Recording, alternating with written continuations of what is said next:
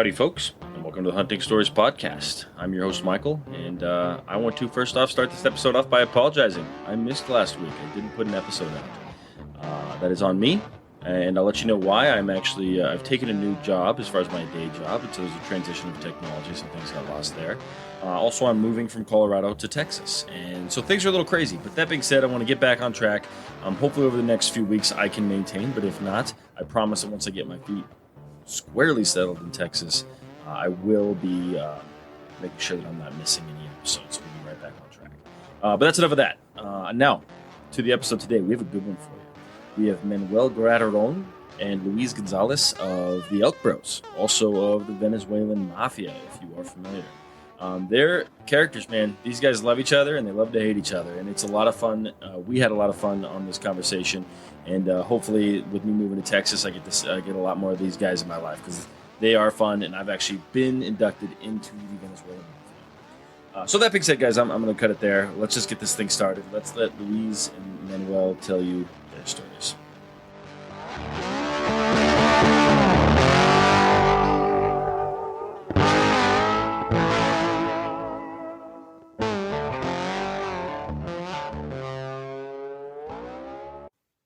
All right, guys. Welcome to the Hunting Stories Podcast. How you both doing? Doing great, man. Quite the honor to be here. Thanks for having us. Oh, I don't know about that. But I figured I've had one other episode with two folks on it before, but that was a practice run for you two because I knew that I had to get you boys on here together. Yeah. And so let's just kick this thing off. Let's kick it off. Why don't you guys start by introducing yourselves? And Manano, why don't you go first? Absolutely. But I have to tell you, Michael, thank you. Thank you for inviting me. But I thought it was, be more interesting without Luis. So, but now since he's here, well, I have to do my best. And well, thank you, bro. Thank you for inviting me and inviting Luis. So we're honored to be here. And and part of our journey started several years ago, when my wife told me, "Hey, I got a cousin. He's a professional hunter," and She never used the word professional. It's a loose term. In Oklahoma, and I was hunting in a public land by myself. I went online without any guidance and purchased a medium level bow, and now I start hunting, right off the bat. So I after 2 years, my wife tell me, "Hey, call my cousin. He's a great hunter." And I said, "Anna, please, I don't like going in the woods with people, making noise and newbies and all stuff. And I like hunting, by myself." And I don't know why she convinced me, and all of a sudden I grabbed the phone and I called Luis. "Hey, I'm your Anna's husband, and she's kicking my ass to call you, bro. So nice to meet you. So, do you hunt with a bow?" And he goes like, "No, but I would do it." And well, turns out that we were extremely close. And back in Venezuela, we went to the same high school, and we were really close to meet down there, but we didn't. So were you guys in the same class or a couple years apart? So we were in the same high school, a few years apart, but the thing is, we all share recess at the same time, and we have a lot of friends in common, and even family in common, to the point he married my cousin, and I'd never met him. So, as back to introductions, we both grew up in Venezuela. Okay.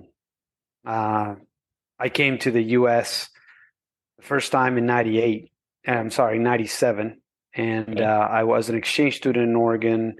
Then I did school in West Virginia. And then I started working in West Texas. Then I went back to Venezuela for a little bit and then came back to the States and kind of worked in different states. But, same as Manano, we kind of both grew up hunting when we were kids. Now, I got to say, my level of hunting was not as intense as Manano's when he was growing up. Mine was kind of once a year, twice a year.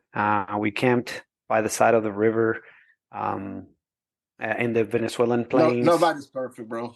in the Venezuelan plains, fishing, a lot of fishing, peacock bass fishing, and deer hunting, and a lot of capybara hunting. Okay. But the deer in Venezuela, I would think that those wouldn't be all that tough to hunt. Well, I mean, I don't know, Manano, you probably have more experience, and javelinas, a lot of javelinas down there too. Yes, but, we hunt javelina with dogs and capybara as well. But it's the biggest rodent in the world. Yeah. So, and it's good meat, so we considered it white meat, right? Huh. And so it was. That was kind of my childhood, pretty similar to Manano's. I know his hunting was way more involved, based on the stories we've shared. He was with his dad. I was with my stepdad growing up. But I've always had a passion for the outdoors and hunting and fishing. However, my job kind of didn't really allow me to exploit that. And as I came to the U.S., until I became an actual resident, I couldn't own any type of guns or anything like that. So I started sporting clay shooting and doing some of the stuff with borrowed guns, and then bought a rifle and started rifle hunting for a short time. And that's when Manano contacted me, right? And he's like, "Hey, man, I do bow hunting, right?" And I was like, "Well, I can give it a try." And then at the same time, Gilbert and I kind of worked in the same industry, and Gilbert invited me to a couple rifle hunts, and he kept on telling me, "It's like, you got to do bow hunting. It's a different deal, man. You're gonna love it." Michael, I saved him. He thinks it was him, but really it was Gilbert. Okay, so that's okay. Yeah. Okay. But anyhow, so between the both of them, I was like super convinced. I was like, "Okay." I called him when he thought I wasn't going to do it, right? So I told him, I said, "Okay, you tell me what I need to get." It's like, "Well, you need to get your license, your permit for this public land, because it was hunting. I had the hunter's education, but I needed the permit for the land and all that stuff." And I said, "Okay." So one day I surprised him. He wasn't expecting it. I was actually at the bow shop, and I called him and I said, "Okay, dude, which bow do I get?" And he's like, "Whoa, what do you mean?" It's like, "Yeah, I'm here at the bow shop, ready to buy a bow. Which one do I get?" So I got the no camp HTR. No, the no camp HTR back then. Yeah, I got a super good deal. How long ago was this exactly? Huh? How long ago was this? Did you buy your first bow? This was probably 7 years ago. Okay. Do you still have that bow? No. I traded that one in. Okay. I've had 4 bows since, and I have 2 of those 4 now with me. Okay. So I went. I took that bow and then showed up at Manano's place one night. We never met in person, but the next morning, I said hello to my cousin, and I stayed at their house. And next morning, him and I went to the public land, and it was funny because when we got there, obviously all this anticipation about hunting with a bow, and I had been practicing a little bit, but I had no clue, right? Yeah.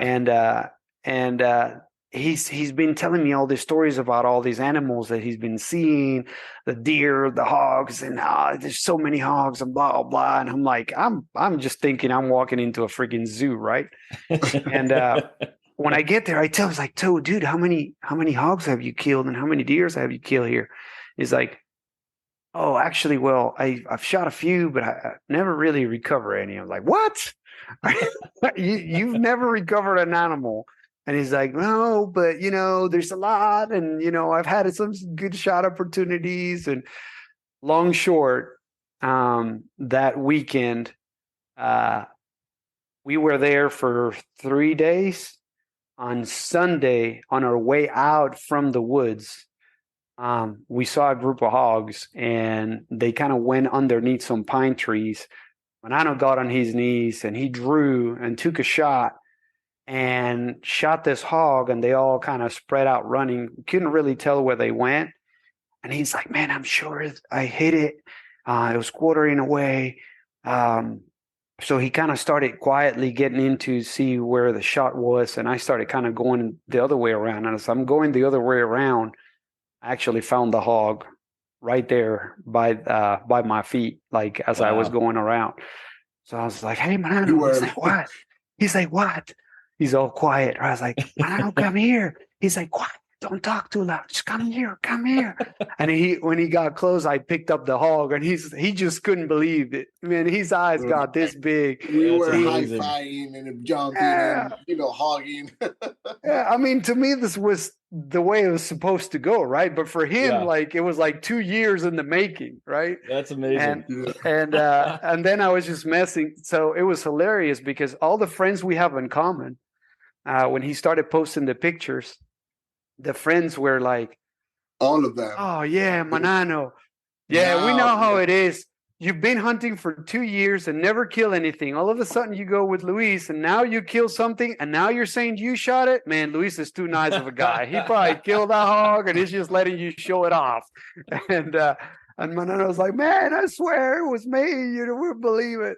So that was the beginning of a great friendship that lasted since, and hopefully for many more years. Luis, remember that day when you that was the first day that you shot a hog right out of the gate. I mean, we went into the public land and we walked not even 100 yards. Yeah, it was 50 yards. That's all we walked in. And I from the truck? 50 yards in? From the truck. Almost. 50 yards into the public land from the truck. Yeah. And I had, I guess, 2.5 years hunting there. And I didn't see a hog before close to the gate. I mean, it was in the gate, actually. Yeah. And, I said, you're going to be a good hunter, bro. You got blood. You got what it needed to be a hunter. They're like a magnet for animals. So there's a lot of skill involved with hunting. There's a lot of like perseverance involved with hunting, but I believe that there are just some lucky dudes. Absolutely. Right? I know a couple that just put an animal down with every tag they've ever had. Yes. I'm not one of them, but maybe that's you. Look, and listen, I hear Joe saying, I don't believe in luck. You make your own luck and all of that stuff. It's like, I get that. I get where he's coming from as far as, doing the homework, doing the due diligence, be as prepared as you can be, minimizing your potential for your failure points. And so I get all of that.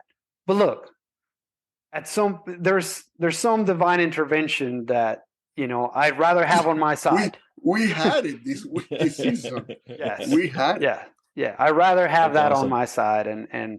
And so do I believe in luck in that aspect? I do. I do. I mean, it was God. It was God that made you miss that, that up there, bro. Yeah, what Manano is talking about is we were in New Mexico this year, and it was a super tough hunt, and the blowdowns in the mountains were crazy. So we went on a hike. And when I tell you on a hike, that was the toughest hunt that for sure. In the United States, my toughest hunt in the United States. In Venezuela, I had several, but this one was, top 5. Yeah, top 5. It was just because of the difficulty of the terrain, the duration. It was a whole day, and the danger of coming down the hills with all these blowdowns and how steep the mountains were. And it was borderline dangerous. I mean, we were worried. I was worried about it at some point, right? I got into some terrain like that this year as well, which is funny because on the opening day in Colorado, I fell, compressed a disc in my back, and it hit me 3 days later. So like I went 2 days later, did 13, 14 more miles, and we got to this area where we knew there was a bull. We're like, there's no way we can get in. There's no way we can get in there without him knowing. And so we're like, let's just bail out of here and try and call him from the bottom. And so we're bailing out, and we're like, this is the worst downfall we've ever seen in our life. We made a huge mistake coming up here. And we were worried about getting hurt the entire time. Got out, and then the injury from 2 days before is what took me out for the rest of the season. So I missed all of archery from that fall, which was on nothing, like literally the smallest fall I've ever taken in my life. But that's the thing, man. That's how, bow hunting is, right? I mean, it presents all those challenges. I mean, we had a hunter with us this year. Man, he got injured pretty much the day before he started hunting with us, with his knee. His knee got locked up, and then he had to battle through his injury throughout the whole time. But anyhow, going back, before we go down the rabbit hole of that. Actually, let's go back one more. Yes. You guys jumped right into it. Your names, you guys are part of, we got Luis Gonzalez, Manuel Grateron. Hope I pronounced those correctly, with the you did. Elton Perfect. Bros, as well as the Venezuelan Mafia. And that's who we're talking to here today, guys. We just, which this, this happens all the time, where my storytellers just get so excited to tell their stories. So it's completely normal, but now let's jump into it now that the people know who they're actually talking to. Yeah, man. And so, and just to clarify, there's a leader of the Venezuelan Mafia, and that's me. Manano is the lowest ranking member of the Venezuelan Mafia, and we have acquired Mr. Scrogan as one of our elite members now, way above Manano by any means. And for the record, everyone, I do have Venezuelan heritage, so I do technically qualify. It might be 7 generations ago. But that individual you're closer than Joe and Beto. That's right. and my relative was president of Venezuela, so it gives me a little bit of extra. Yeah, Joaquin Crespo. Yeah, gives me a little bit of extra street cred. Yes, Joaquin Crespo. Right, that's right. Yeah. Yep. All right, so there, we jumped off track, but let's get back to it. So on that hunt, man, we definitely made it to a place that was beautiful, right? I mean, and Joe was calling, and all of a sudden we're on one side of the ridge. And then as I'm looking to the other side of the ridge at the bottom where it meets to an open field, I saw an elk, and I tell them, I was like, there's an elk down there. And they're like, where? They couldn't really see it, right? It was kind of hard to see. And then I kind of pointed out, and I saw it was a big elk. It was a big mature elk, right? I couldn't tell how many points he had, but he went off. And I said, no, man, he's gone. So Joe kept calling, and all of a sudden then we saw, and at this time they both saw them. We saw 2 of them go by. And I'm like, man, they're down there. So Joe decides that we need to kind of go along the ridge and see if we can catch the wind right in order to get down and actually get closer to those elk. And as we're walking, this elk, young elk, is probably a 4x. He was just running up the hill towards where we were, and Joe sees it, and so he tries to duck. We're behind some bushes. Manano's coming, and so Joe's in front of me. I'm in the middle. Manano's behind me, and then as we realize this, we all kind of stay quiet, and Joe keeps on calling, and it seems like the elk is going to go like in front of Joe. Then he kind of hung up in the middle between Joe and myself. So if that bull made a right, I was going to have a shot. But if he made a left and kept coming up, then Joe was going to have a shot. And Manano was like hung up right behind this big pine tree. So he just picked up the phone and started recording, right? And so long story short, this bull tries to leave a couple of times. Joe calls it back and eventually comes to where I get a shot. I had to work my way below a branch and get on my knees and draw. And it was a downhill shot, steep angle. And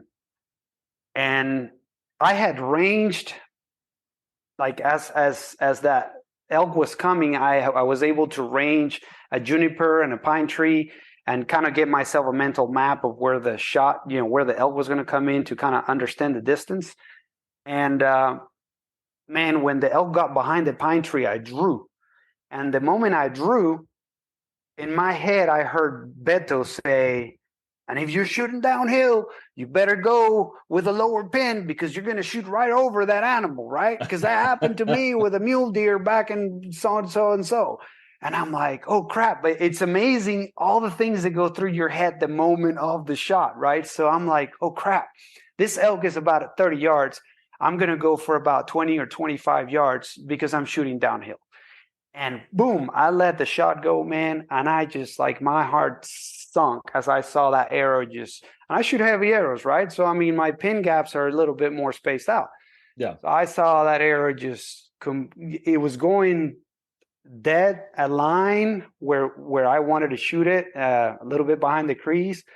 And actually, no, I take that back. He was quartering towards, so I was shooting kind of right in the middle of the shoulder. And that arrow continued to drop. And I saw it just graze the front of its brisket as it was spinning. It spun to the left and ran away. So I completely missed it. And my heart sunk, man. I'm like, I turn around and I tell the guys, no shot, no hit. And I just couldn't understand it, right? So I was just like, I felt like crap, man. Because after such a huge hike, you feel like you're letting everybody else down. You had an opportunity to shoot. No, I wasn't down. I was extremely happy, bro. I was calculating the distance to the closest road. It was like 3 miles of a hike like this steep. He's like, thank God. Yes. Absolutely, bro. So that realization came afterwards. Because after the shot, right, I'm there. I mean, don't get us wrong. We're all excited about having had the opportunity and all that stuff. And then, but, internally, I have to figure out what happened, right? I mean, that's just my nature. Yeah. It bothers me not to understand what happened. So after giving it a lot of thought and then watching the video and watching my GoPro camera and everything, I realized that right after the shot, I shot it for 25. And I vocally say that. I'm like, oh, that's what it was. Now, at the moment, I didn't remember that all of that went through my head. But then, watching the recording, I was like, that's what happened. So my rangefinder automatically adjusts for angle, for inclination. Yeah. And I forgot about it, right? And I just ranged and then saw 30 is downhill. I'm just going to go for 25.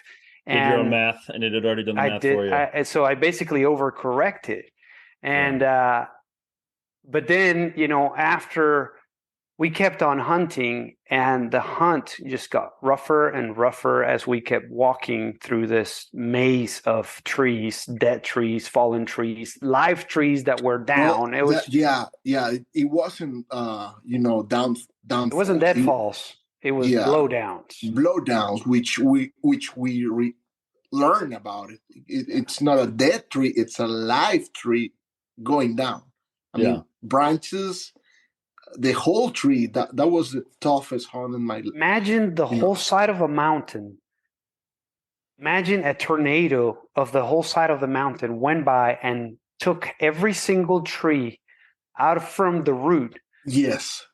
Threw them all up in the air and then just let them land whichever position they, however they landed. That's what the mountain. Is that from wind? Does it cause some wind, or is it like an avalanche maybe? No, I think it's some really extremely strong wind phenomenon. They call it widowmaker. Microburst. Yeah. Microburst. Huh. But I don't think the microburst has the ability to do it in such a big scale, because it wasn't just one mountain. It was almost every mountain in certain sides. So, and the locals called them the widowmaker storms. God, yeah, I believe it. Incredible, bro. Yeah, it was horrible. That's when Joe said, when we got back to camp that day, Joe said, I talked to God today. And we're like, what do you mean? Well, wait a minute, Luis. Yeah. It wasn't, I realized about it when we were on that specific point where you said, hey, okay, we got to we were like jumping, walking on top of live trees down, skipping branches and stuff. And then we got to the little the side of the mountain, and Luis go like, and I said, we made it. And he goes like, we are on the southern part. Yeah. So we are turning on that Yeah. curve to the western side. Yeah. So I'm telling you, it'll be horrible. And I goes like, yo, I said, okay, let's see. Yeah. when Yeah. we turn, not only that road was blocked, completely blocked, but Steep. the angle. I don't know. I'm not exaggerating, but I guess it was like at least 50 degrees. I'm telling you, like, and I start, ranging downhill, and I ranged right on a big rock on the creek. It was like 600 yards, like this way. And that's And compensating with angle. yes, yeah, but 50 Lesson learned. degrees at least. I'm telling you, bro. And I remember I said, yo, okay, here's where the man and child have to have to do it by themselves. And every man on their own at that Yes. point. It's just like wherever you find your best route, that's the route everybody wanted to take. We bailed down, and as soon as we started going down, then I was scared because it was getting dark. We split it, which is not please don't do it. I mean, we split it, and it got to the point that they couldn't hear this guy, and I took an easier route, but it wasn't the easier route, and I was doing like Z's, like this way, zigzagging, kind of switch back. Yes. And I kept ranging it like 550, 520, 20 540. What? I just went backwards.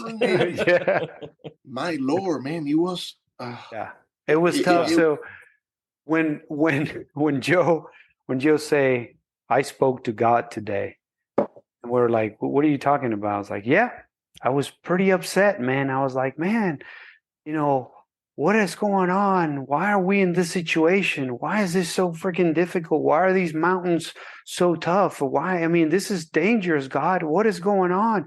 Are you going to help us out? And God responded. And we're like, well, what did God say to you, Joe? And he said, who do you think deviated Luis's arrow? Yes, bro. Because imagine all of that trying to pack out an elk. Oh, no, thanks. Yeah, impossible. It was either leave the elk behind, which would have been unacceptable, or two, potentially hurt ourselves or get killed with. I mean, it was hard enough as it was with our packs and our bows. Imagine with additional meat on our backs. With the bow, it was hard. That's what I'm. Even with the bow, and look, we are skipping so many details of that particular hunt because of the time. But after Luis shot that elk, I said, "Yo, hey, I'm looking here on the maps that we're going this way. I don't see any route. I don't see any trail. I don't see anything, and we are getting farther away." And I said to say this to Joe, you have to pick the words. You have to you have to choose the right words. And I said, hey Joe, I think we have to take this route and get closer to the route that we came in. And he was like, no, I think there's a route there, and we can do such and such and such. But I guess he realized it about, and he realized that there haven't any route to get to the point that he was counting on to get to a certain road and call him the phone and get picked up. So did Joe scout the area beforehand, like before that Widowmaker burst or whatever you guys called it? Not on foot, right? I mean, it was mostly e-scouting, right? And I was actually going to comment on that. So that's a perfect segue. Nowadays, I mean, we use Onyx base map and all those applications on the phone, right? When you Yeah. set them up on airplane mode, it still tracks you. We track all our routes. It makes you a bit fearless as far as hitting the woods, feeling confident that as long as you have battery backup, right? Beto can speak about that. But as long as you have battery backup, you can find your way back, right? I mean, it gives you that additional level of confidence. But the trick this year on this hunt was the unknown of where the blowdowns were. Yeah. Because we just didn't know. I mean, they wouldn't show on the pictures, and you couldn't tell really using the maps that you downloaded on your applications. So it was like you would think that the straight line would have been an easy path, and turns out that 200 yards, which happened to me and Manano, took us 2.5 hours. 400 yards. 400 yards took us 2.5 hours. That's awful. So, and but yeah, it was there were a lot of learnings on that hunt. And to speak to the phone apps, I came back on Tuesday from a late season elk hunt, a rifle hunt. And man, I was like looking at this green map on my phone, being like, oh, this is so great. And then everything's white and snowed in, and you couldn't drive all this road. I was like, this is only like half of the information that I need.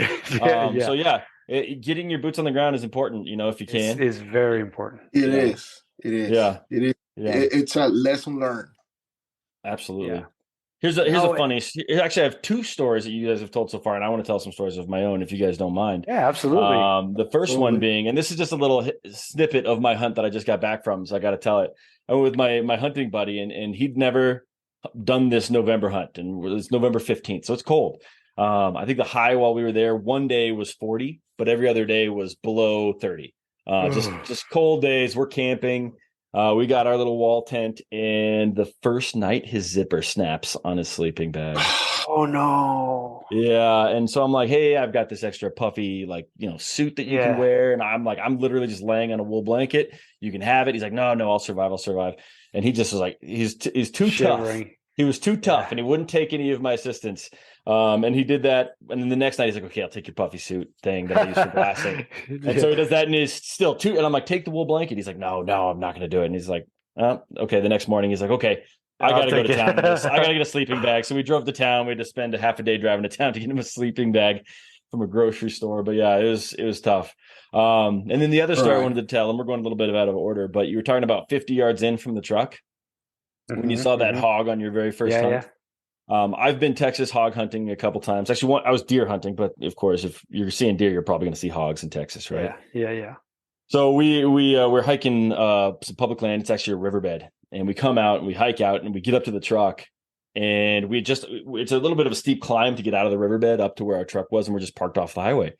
And so none of our guns are loaded because we're doing this like basic rock climb. Right. And so we get to the top, and there's like 30 hogs all around our truck. I don't know what they're doing there, but they don't like that we're there. So they start bluff charging us. And like me and my buddy are like, oh, what do we do? So like, this was years ago. This is like 3 years ago, 4 years ago. And I didn't know what to do. So I call the game warden because I know I'm not allowed to shoot on the road, but I'm standing on the road with like hogs chasing me around my truck. And I'm like, warden, can I shoot these hogs? They're bluff charging. Actually, I was like, hey, I'm standing on the side of the road. There's hogs. Can I shoot him? He's like, no, you can't. And I'm like, well, they're literally charging us. Like, we're about to jump in the truck of the bed to try and get away from these things. He's like, oh, defend yourself. So now we're trying to like get our guns loaded up again. And we're hunting with shotguns, double-aught buck shotguns. So I was like, oh, wow. Just don't shoot my truck to my buddy. And eventually the hogs ended up running off. But it just reminded me when you said you got into 50 feet from the truck or 50 yards. But yeah, those are man, that's crazy. Man. Look, and I've been. It reminds me one morning I was hunting by myself in that public land. Yeah, it was that was a public land close to Waco, Texas. Okay, so there's a big lake, and the whole area surrounding the lake is the hunting area. So I remember that morning, it was like 4 a.m. in the morning. I mean, really, really early in the morning, because I wanted to get down the close to the dam. Yeah. So I walked like 3 miles, and I was doing I was going inside to the dark timber, and all of a sudden I was in the middle of, I don't know, 40, I would say 50 hogs at dark, and they No start just, thanks. I don't know if they charged me or not, but I jumped into a tree, and they were running around.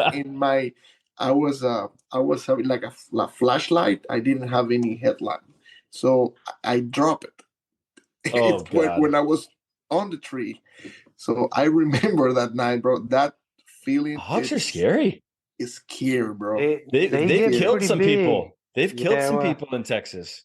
and look, I was Yeah. gonna comment right before that.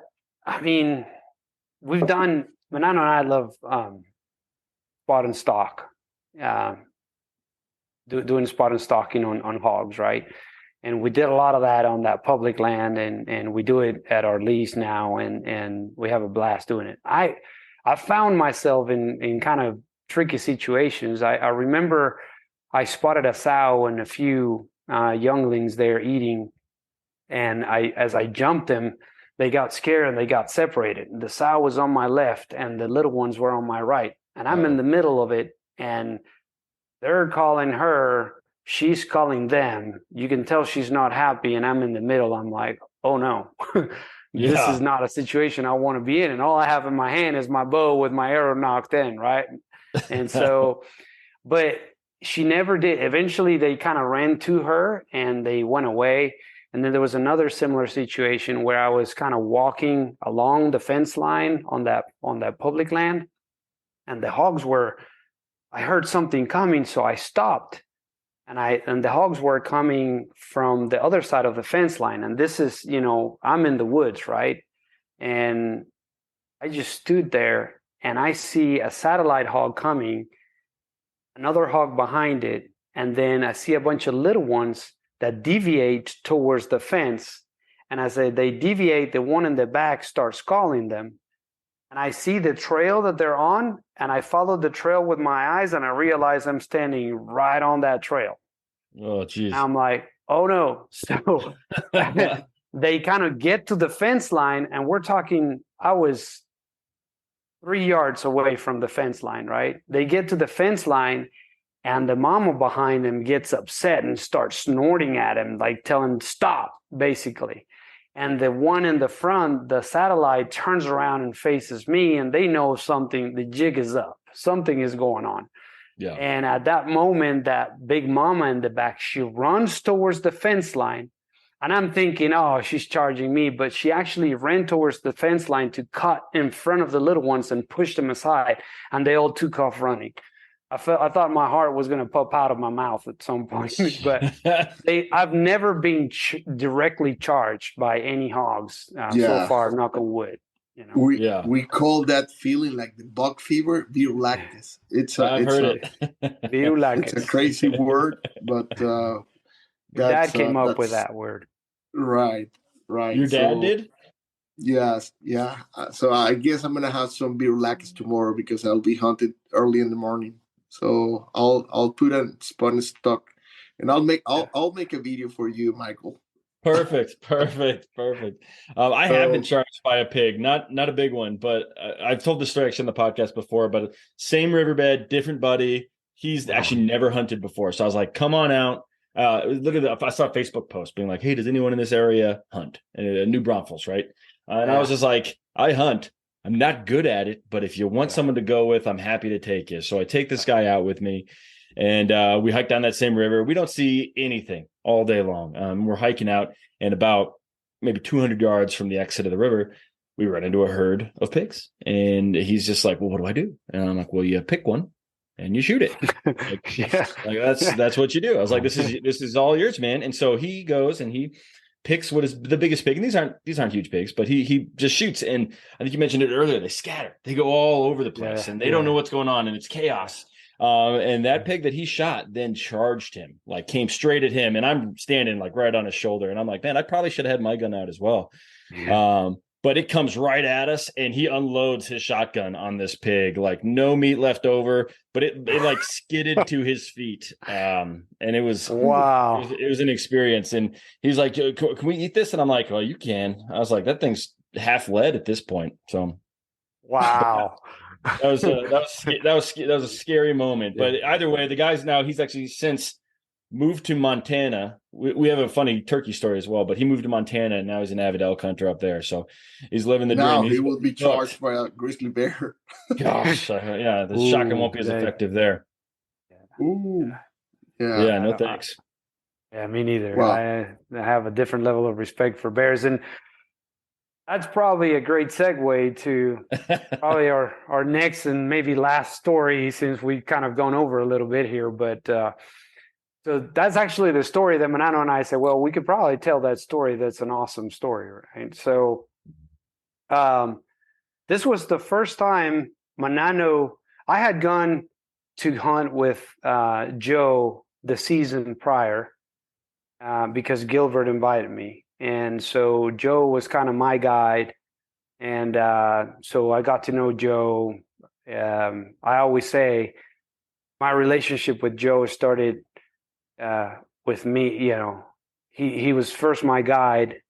Then he was my coach. Then he was my friend, and now he's my brother. You know, that was cool. Kind of how my relationship with Joe and pretty much all the elk bros, right? So the first time he was my guide, and you know, I kept telling him, I was like, hey man, next year if possible, I'd love to invite a friend of mine I know you guys would love. I was talking about Manano. And so next year they will love him because they were eating hot dogs and cold sliced pizza, and you know, Manano came as a camp chef, and you know, had all kinds of delicacies for dinner. And they loved Manano from day one because of that. I want to hear more about that opening day recipe that you guys make. I have some traditions, but I'm throwing them all out the window because they don't work for me. Might be the picanha that you're talking about. Yeah. That's Manano. I want to hear about that, but that's off podcast because this is not a food podcast. Sure. But anyhow, so the next year, you know, I was so insistent that Joe was like, okay, fine, bring your friend, whatever, you know. So that year we put in for a draw, and it turns out neither Gilbert, myself, or Manano drew on that unit. So Gilbert, myself, and Manano are like, let's just go. Even if we didn't draw, we just hang out with them, help them with their hunt, and learn, you know. So I still want to go elk hunting whether or not I'm hunting, you know. So, and we're like, yeah, man, let's all go. And so I said, you know what? I'm just going to buy an over-the-counter bear tag. And Manano did the same. And Gilbert bought an over-the-counter bear tag and an over-the-counter turkey as well. So we just went with that. And long and short, one day, we're walking through the woods. Joe is in the front. I'm in the middle. Manano's in the back. And we're walking through what I baptize as the squeaky forest, because it was dark timber, right? But the wind will make it squeak, and it would sound like elk. And you know, Joe wears a hearing aid, and every once in a while he would just turn around and look at us to kind of confirm to see whether or not that was a cow, right? So and we're like, no, Joe, that's, you know, we'll just point up. It's like, and so we're walking through, and Joe had just stopped and turned around and looked at us, and he said, guys, perfect conditions. He says, we have the sun on our back and the wind in our face. And so these are the perfect conditions. And he turns around and he keeps walking, and we keep following. And Manano, as much as I hate to admit, he's got a keen sight and hearing in the woods. I mean, he can see animals where no one can see them and can hear them when like way before anybody can, right? Yeah. And even I though have he the was same all relationship with my hunting buddy. I'm like, yeah, if you couldn't see so well in the woods and spot animals from 2 miles yeah, away, I wouldn't even like you. But that's right, that's but right. you do, and you put me That's on right. animals. So let's keep hanging out, man. That's right. So he was all the way in the back and he goes, Joe, Joe, Joe. And obviously Joe couldn't hear him, right? And I heard him and I turn around and he's like, I see Manano's eyes are this big. And I'm trying to call Joe and he's not listening to me. It's like, Joe. And eventually he turns around all disoriented and Manano is like, elk, elk. So Joe turns around, there's an elk coming through the woods, right? He's just kind of grazing through, coming towards us, like in an angle a little bit, right? Yeah. And Joe sees it, he stops, and then he looks back at me and he moves his mouth saying, did you have a shot? And I kind of look in like in between the trees and I was like, maybe, and so I get ready. But I was like, what is he talking about? I don't have a tack. But he goes and he puts his hand like that. So I'm assuming that at that moment he recognizes like, oh, wait a minute, no, hold off. So he puts his hand down like that. And when he puts his hand down, I lower my bow and he turns his hat. When Joe turns his hat, something's going to die. That's a deadly sign. Something's right going to there. die. That's so funny. So he turns his hat up, backside, and the elk starts coming kind of diagonally to us, and he draws. And as soon as he draws, he goes, yeah. And the elk kind of hesitates, and as soon as he hesitates, fuck, he lets it go, man, and sounded nasty. That was the sound. Whack! I remember. Yeah, I very vividly. Based on that, we said, okay, why don't we just calm down? We know it's a good hit. It's good blood. Let's just sit down here and wait. Okay, let that animal expire. Let's be patient. Joe is always go, go, go, right? He wants to get after it. And we're like, man, let's just wait. There's no rush. So the moment we decide we were going to do that, I take off my backpack. And as I take off my backpack and I start putting my backpack on the ground, I look up and I see a bear coming. Oh. And I go, guys, bear. And they're like, where? I'm like, over there. And Joe is like, who? And then he grabs the rangefinder and he gets on his knee and he's like, get ready. And I was already a full draw, man. I was like, already am. Your backpack hanging from one elbow. And Manano had his bow tied up in his backpack. And you can hear, I could hear Manano taking his backpack off and trying to take the bow out. And so I'm looking at this bear, man, and it's coming kind of quartering towards. And I'm like, I couldn't even tell how far it was, but I knew that as soon as he got over this lodge, this log, laying down log there, he was going to be within 20 yards. So as soon as he gets over that log, I had my finger on the trigger, and Joe says 7 to, and I already fired. I mean, he was going to say 17 yards. So I already took the shot slightly quartering towards. I shot it a little bit frontal. So the bear takes the hit, turns around, and starts running away. And as he runs away, Joe calls. Yeah. Kyle calls. And I'm like, is Kyle calling a bear? And so to our surprise, this bear I don't know if he was confused or what it was, but he kind of turned and it started walking, not feeling very good towards us. And at that point, disoriented, I think. Yeah. And at that point, Manano, you tell your part. Yeah, at that moment, I remember the bear. I ranged it was 36, 37 yards, and I had a little window. And I remember the bird turns and slow down the pace. So I was a full draw. Man, as soon as he crossed that window, I cut it loose, and that arrow went through like butter. And then I was like, okay, I don't know if I pee my pants or not. I don't know if I have to run or what I'm supposed to do. And I would start shaking, and Virulak is going to the roof, and we'll start, high-fiving. And We couldn't believe it, man. Within 10 minutes, we had Luis, shot. Actually, I was seeing that video again, and a few weeks ago. It was just within 5 minutes. Yeah.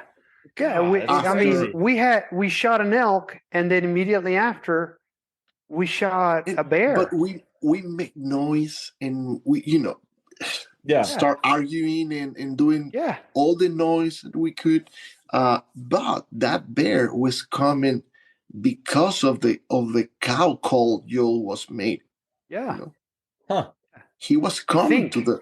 We think. I mean, that's the only explanation to, because it turned back to us after I made the first shot. So Manano made the second shot on it. So we're like, man, we're all excited. I was like, oh my God, we just couldn't believe it. So I was like, man, do you think it was a good shot? Yeah, so we're sitting there and we're kind of discussing a plan forward. It's like, well, let's just wait a little bit.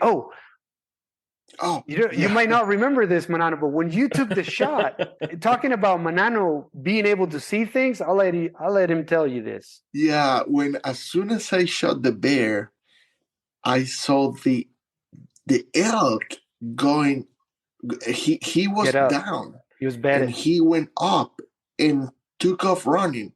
And I said, Joe, hey, your L was there, and he was, running down in the same general direction as the bear. No, he went the other way. Way. But when you spotted him, like you were looking basically through the bear, and you saw the elk on the backside. No, he was kind of the side of the other side of the bear. So if he shot the bear dead on, the elk was diagonally to the left. Okay. When he shot the bear, how many yards apart were they? Like 40. Wow, that's crazy.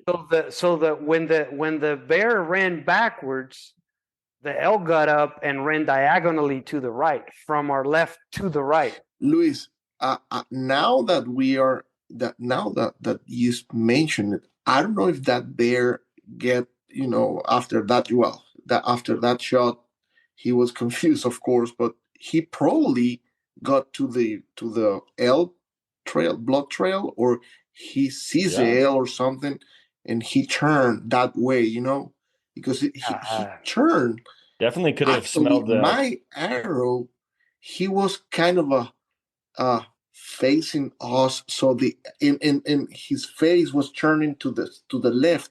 So my arrow, when he cut the the upper part of the eyes, and then went through the shoulder, and came out in front of the one of the hindquarters. Wow. Yeah. And mine went in right through in the front part of the shoulder and came out like behind the third or the fourth rib. So we crossed it completely. The two shots were like completely crossed. Yeah. I mean, both shots completely lethal. Yeah. But again, I mean, if you get an opportunity, you put another arrow in the animal, make it quicker, the better. Especially with bears, because we learned that time that it was hard to track him.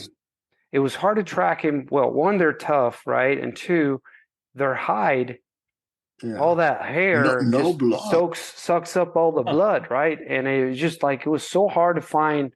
I mean, spent, go ahead. How many holes did we make? At least 6, right? Yeah, it was 6 holes. 6 holes, because one of them, the arrow went through the leg, came out, and went back in. Jeez. So that, and then came out again. Animal. So those were 4, and then 2 of the other shot. So 6 holes. And we didn't find any blood in the first 100 yards, 80 yards. Yeah. And then the blood was very just tiny droplets. Droplets. That's crazy. Yeah. So before we even went to look for the bear, Joe is like, okay, guys, we've waited enough. While we were waiting, we had 3 spikes come visit us. Yeah. we're like, what is going on today, right? So I mean, they just were coming in and they bedded close to us, and then they got up and left. Crazy morning, but then eventually Joe got up, went right where Manano told him that elk had bedded, which we were all in disbelief. I was like, how did you see that? We were all looking at the bear. How did you see an elk go through? And none of us saw it. And I looked through the videos, and you can't see it in the videos, but sure enough, that elk was exactly where Manano told Joe it was. So Manano crazy. went over there, found the elk, and then his hands went up in the air like celebrating, right? So then after that, we started looking for the bear. It took us a while, and eventually I found a place where he was like by a log, and the log was completely like bitten and tore up. It's almost Destroyed. as if destroyed all the and log. that was super close to where I finally found him. You could see him underneath a pine tree, where we were very careful approaching that. I bet. But then we found out that what I think happened is his guts were coming out through one of the holes. So what I think happened is probably as he was running over this log, his guts got pulled up in there, and you know how they get mad and turn around and start biting? I think that's what happened, because that's where I saw the most blood. Yeah. And then as I got up on that log and I started looking around, I saw it right underneath a pine tree. And we were like all excited, and Joe, hey, let's do this right. Bro. Joe was like, whoa, let's do this the right way, boys. This isn't one of those times you walk up with a little stick and poke it, right? Yeah, well, we didn't, not even, because we didn't even have handguns, right? So, yeah. And Joe was like, okay, Manano, you stay here, knock an arrow, be ready. And then I was walking right behind Joe with an arrow knocked, and Joe is very quiet. And then Joe grabs a rock and he goes to throw it, and the rock doesn't even make it to the bear. And I'm like, Joe, really? Come on, dude. So I grab a rock and I hit it. Coach. He's a track coach. He's not like as soon as softball. As I throw the rock, it hits the bear. Joe turns. You see this on video. Joe turns it. He's dead. And then I get all excited. I get close. I still poke it. And then as we turn around and we poke the bear doesn't move. At that point, we're like, whoa, high-fiving, celebrating, dogpiling. And the real work began, because Joe went down to get the boys for help. And Manano and I stayed. And we basically completely gutted the bear, and we quartered the elk by the time they got there. Elk, yeah. We did all of that while Joe was able to go down to camp, get the boys, get the cavalry, and get up there. We found a road right like 5 yards from the bear. Of course. Well, no, it wasn't 5 yards. It was about 100 yards. But I mean, we were able to drive from the bear. Remember, it died almost on the bank of the road. We still had to pull him. Remember, we had to pull him over a couple of logs. Not the main one, but an old one. Yeah, and it was an incredible day. I mean, we just couldn't believe it, right? I mean, it just you get a bear tag, you kill it with your best friend, you're there with Joe, Actually, I remember I asked Joe, hey Joe, I'm a rookie. I haven't experienced something like this before. I mean, an elk, and that was my first elk in my whole life. Yeah, that I even see that elk in the woods. So, wow. and I got to see an elk, and I had the opportunity to shoot a bear with my buddy. So I said, Joe, have you seen this before? And he was like, not in 40 years hunting in the woods. So, do you know somebody that has shot like an elk and a bear in the same position without making a step? He was like, no. Yeah, that's so crazy. I've heard of a couple like double elk stories, but never an elk and a bear. That's so cool. Yeah. Right. Yeah. And again, I mean, this is public land, draw, and it just and with an over-the-counter bear tag.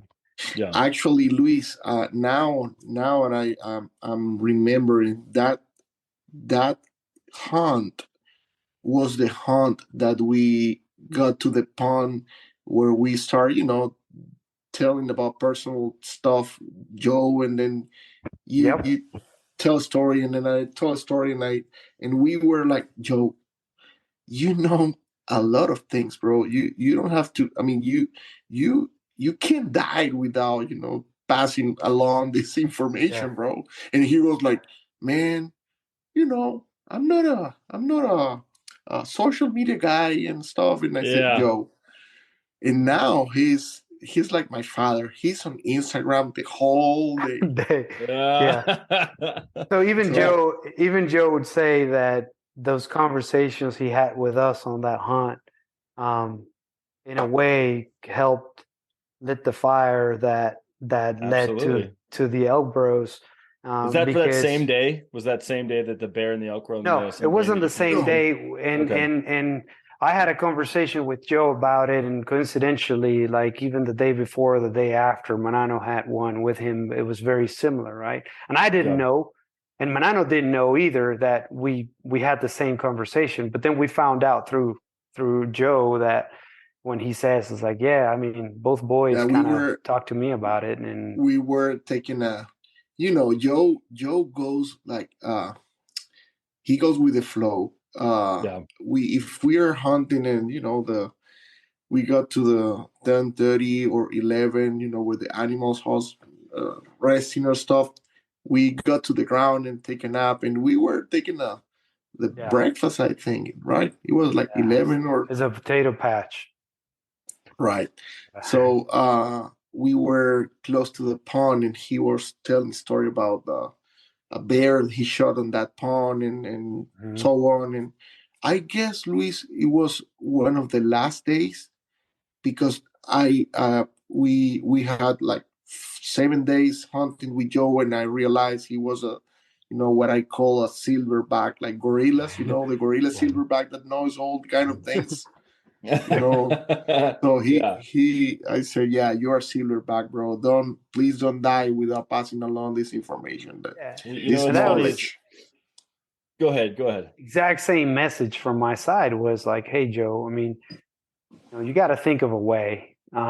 Whether it's writing a book, I mean, I don't know. To be honest, I don't know what to tell you. And his concern was, the funding. How do we get the money for something like this? I'm like, man, valid. I get it, but I don't think that needs to be what prevents you from doing it. Like Yeah. if that's the Right, limitant, then we need to figure out how to right. get the money to do this. And But I and never imagined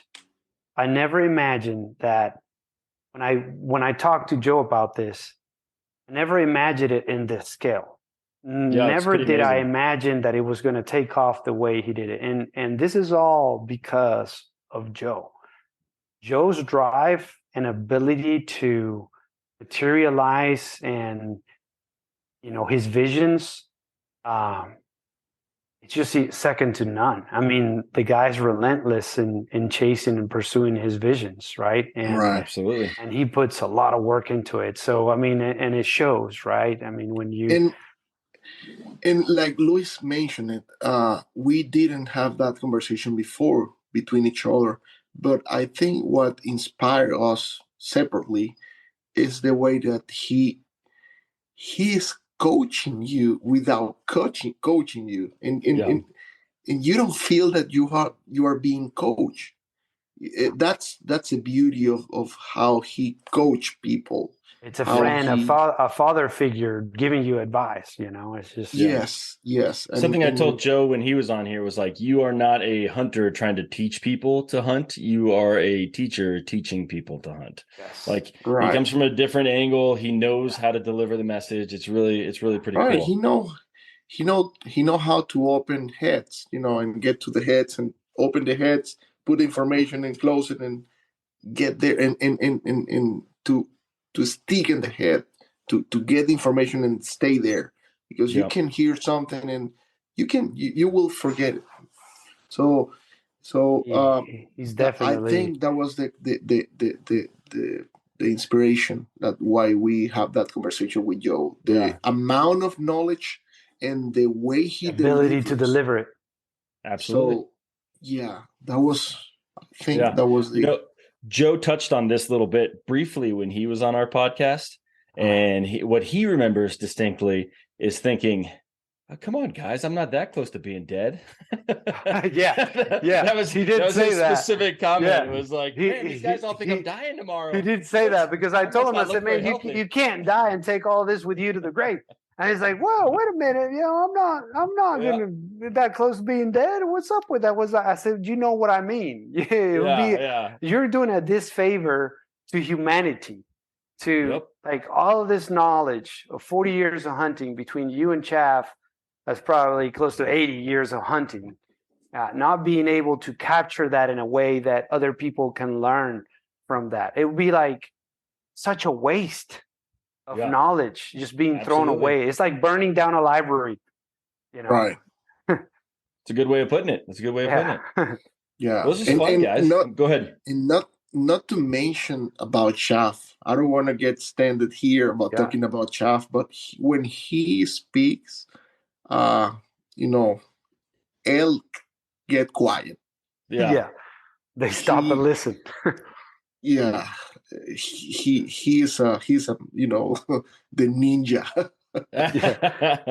Leroy Chaff Chavez, the ninja. Yeah. Right. Yeah. So, I'm hoping someday he'll jump on this podcast and tell some of his stories because, like you guys say, he's soft spoken. He doesn't have much to say, but I bet when he does, when he does, there's a lot of power to it. So very much. Right. Sure. I don't, Luis, can you recall what he said yes about the when you burn you were drinking something or it was hot coffee. Right. And I burned my tongue. So he was complaining right in the middle of a conversation. I was taking a sip and Chav is sitting there and we're all kind of sitting there. Some guys are moving around the kitchen. I take a sip and it was too hot. I was like, dang it. Man, I just burned my tongue. I hate it when that happens. And then Chav turns around, sits down and goes very quietly. He goes, yeah, and it will happen again. It wouldn't be more right. I was like, it's going to happen again at some point. So I was like, yeah. Right. So, man, and we all just broke out laughing, and so that's the kind of brothers we have, man. That's amazing. And go ahead, Michael. Sorry. I was just gonna say, you Elk Bros obviously have something special. Starting with Joe and Chav, and going to all you Texas boys as well. It's really something cool. Obviously, I've been a fan for a long time, right? I think I told you guys that I was on your podcast as a video shout out like 3 years ago. I don't even know if my son was born then. So, but it's fun to see what you guys do. It's fun to see the people that you've brought in. It's cool from top to bottom what you guys are doing. I think the Elk Bros are my favorite. So I appreciate you guys coming on the podcast. Very honored.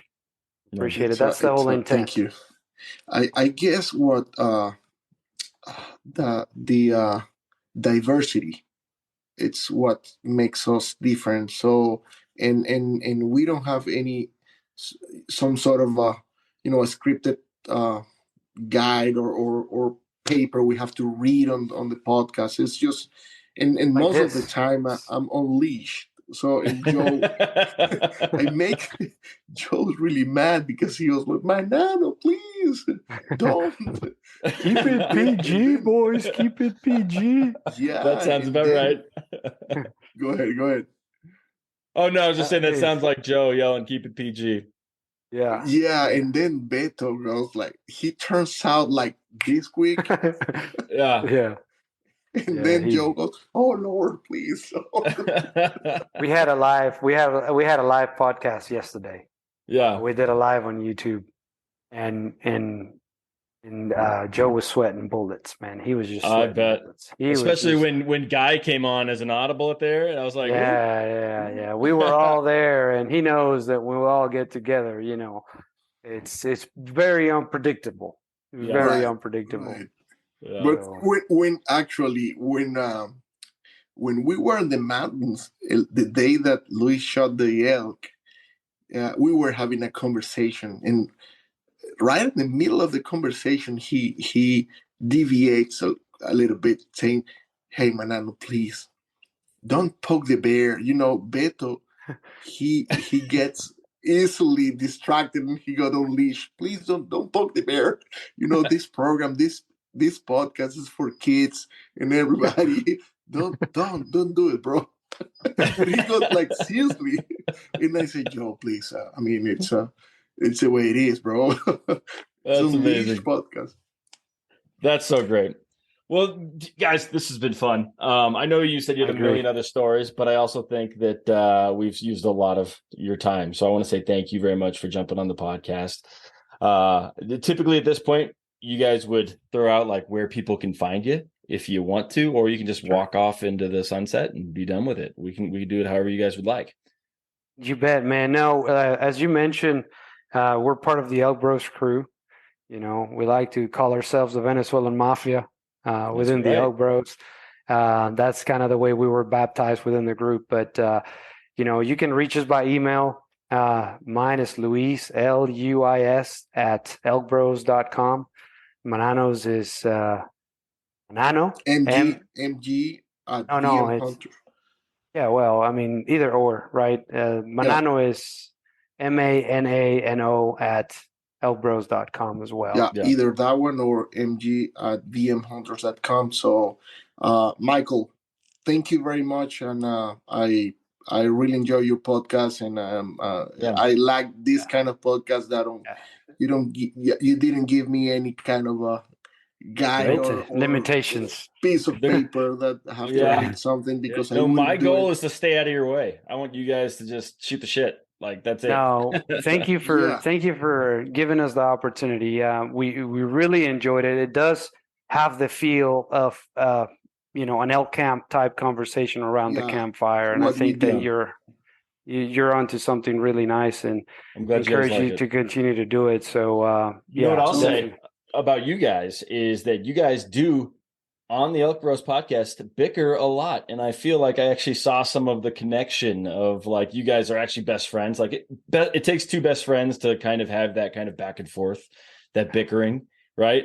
But I could see beyond that here today, which was cool, because often on the Elk Bros I'm like, man, these guys never cut each other a break. They hate each other. Yeah. but it's like that. Look, you guys are like, we're on that part. You do it. We talk to each other on a daily basis, twice a day, maybe more, right? I mean, you know, it's funny how a relationship in Spanish is different than it is in English. When we're with the Elk Bros, we're bantering the whole time at each other, you know, and in Spanish we do it, but it's a different intensity for some reason. I don't know. Yeah, but even in the woods, we keep hammering each other. And I do with my buddies as well. Yeah, you have to. And look, we get in each other's nerves, right? We're completely opposite personalities, right? And we get in each other's nerves all the time. But the most important thing, and I think it's key to a long-lasting friendship, is that at the end of the day, knowing that we have differences, we know that above all, we love each other, and we're going to be there for each other when one needs the other, right? So I think even though we're very different, we have that clear mindset, and we understand that that's an unwritten rule that's never broken. Right. That's awesome, guys. That's great. Well, thank you so much for coming on. I really appreciate it, man. This was fun. And I'll have you guys back, I'm sure. You'll probably have 50 new stories between then and whenever. Absolutely. We have them already. So yeah. Every hunter does, right? So, All right, guys. Well, thanks again. Thank you, Michael. Appreciate you, man. Yeah. Thank you, Michael. It was a pleasure.